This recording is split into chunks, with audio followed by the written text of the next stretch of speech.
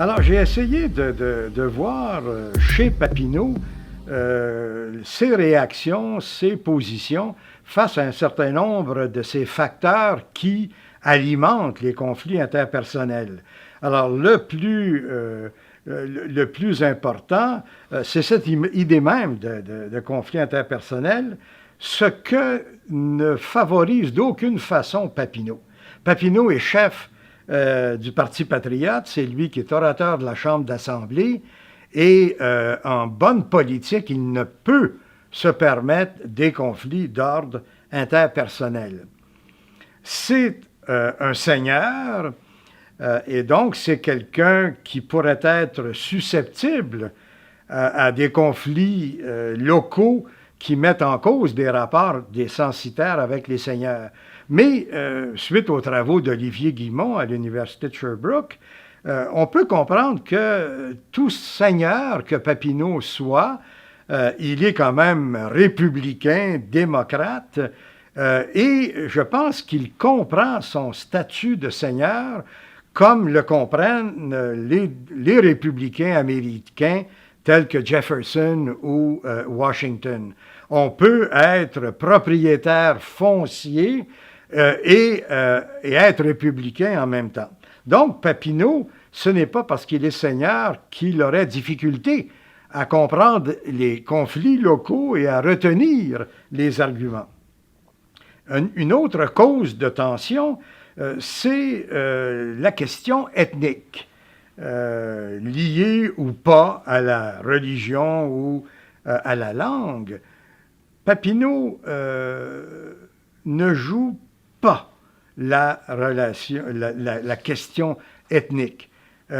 Pour lui, ce qu'il appelle les distinctions nationales, ce sont des choses à éviter, et il va même plus loin en disant que s'il y a des distinctions nationales qui sont faites au Bas-Canada, ce sont les anglophones, les Britanniques qui les font, entre autres parce qu'ils ne nomment au Conseil législatif que des anglophones ou à peu près, qu'ils ne donnent de tâches, de responsabilités publiques dans la fonction publique qu'à des anglophones. Alors pour Papineau, jouer la corde ethnique et serait à moyen et à court terme désavantageuse dans un processus d'émancipation coloniale.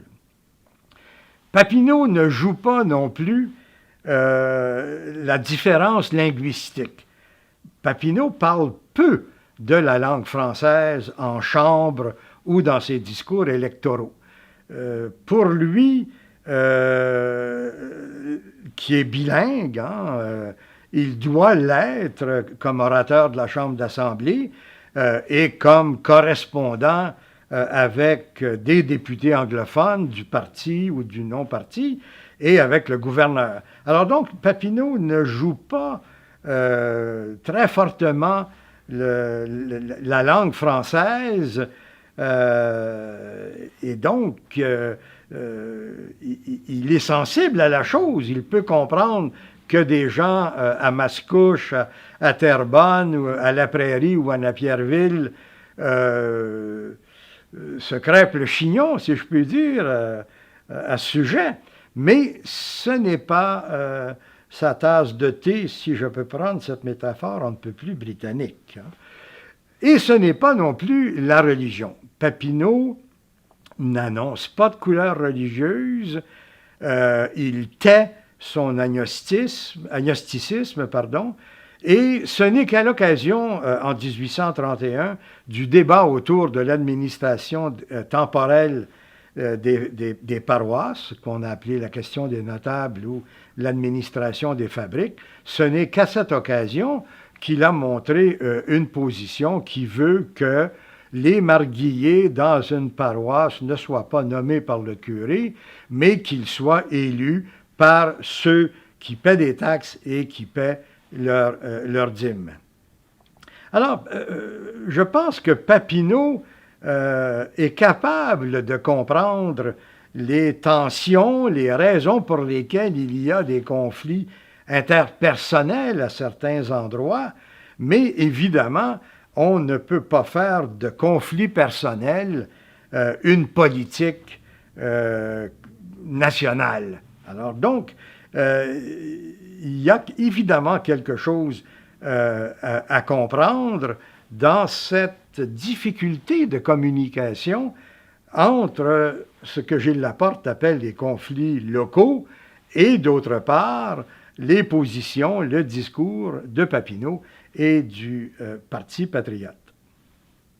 Papineau fait face évidemment à cette question des conflits locaux, mais il fait aussi face à d'autres formes d'opposition et en particulier face à la presse anglophone de Montréal surtout, mais à la presse anglophone du Bas-Canada et face à ceux que l'on appelle les ultra-Tories, les ultra-conservateurs, et face aussi à ceux que l'on appelle les constitutionnels, et que Louis-Georges Harvey, membre des 10, a aussi bien étudié.